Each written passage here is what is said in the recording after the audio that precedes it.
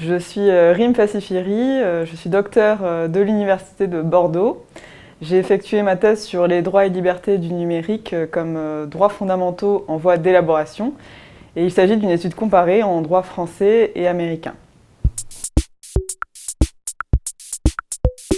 Alors, il faut savoir que je suis partie du droit à la protection des données à caractère personnel, puisque j'ai effectué mon mémoire de Master 2 sur ce droit fondamental.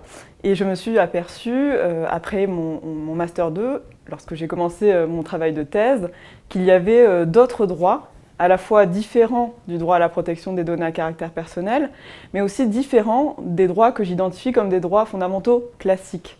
C'est-à-dire, en l'occurrence, le droit au respect de la vie privée et la liberté d'expression, sur lesquels sont consacrés les droits et libertés du numérique que j'identifie. Il y en a 4, précisément. Il y a le droit à la protection des données à caractère personnel, le droit à l'oubli, le droit à l'autodétermination informationnelle et le droit d'accès au numérique. Alors, j'ai effectué une comparaison des espaces juridiques français et américains parce que ça me semblait important de comparer ces deux espaces dans la mesure où d'abord le numérique a un caractère ubiquitaire, c'est-à-dire qui se trouve en tout lieu, et la méthode comparative me paraissait la plus à même de décrire un phénomène qui ne se réduit pas à un espace national. Et puis il faut dire aussi que le numérique, ou plus précisément Internet, est né aux États-Unis et la culture numérique reste marquée toujours par la culture américaine.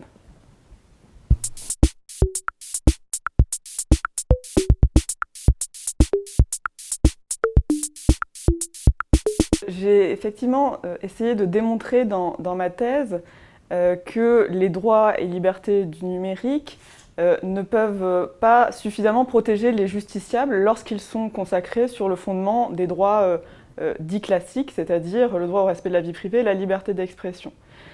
Je me permets de donner un exemple. Lorsque le droit à la protection des données à caractère personnel est protégé sur le fondement du droit au respect de la vie privée, finalement, il ne déploie pas l'entièreté de ses effets, puisque en France, le juge interprète restrictivement le droit au respect de la vie privée comme limité au concept d'intimité. Si je prends l'exemple du droit d'accès au numérique, qui est consacré sur le fondement de la liberté d'expression, ça non plus, ça ne fonctionne pas véritablement dans la mesure où la liberté d'expression se voit transformée lorsque la liberté d'expression est appliquée en ligne.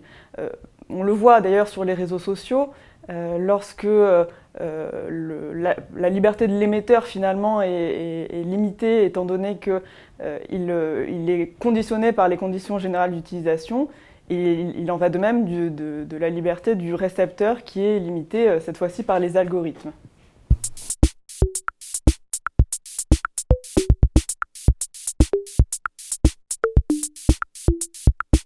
Ma thèse consiste à démontrer que ces droits que j'identifie, les 4 droits, c'est-à-dire le droit à la protection des données à caractère personnel, le droit à l'oubli, le droit à l'autodétermination informationnelle et le droit d'accès au numérique, forment, ou en tout cas peuvent former, une nouvelle catégorie de droits fondamentaux, dans la mesure où, d'une part, on ne peut pas se satisfaire de leur assimilation au droit classique du point de vue conceptuel.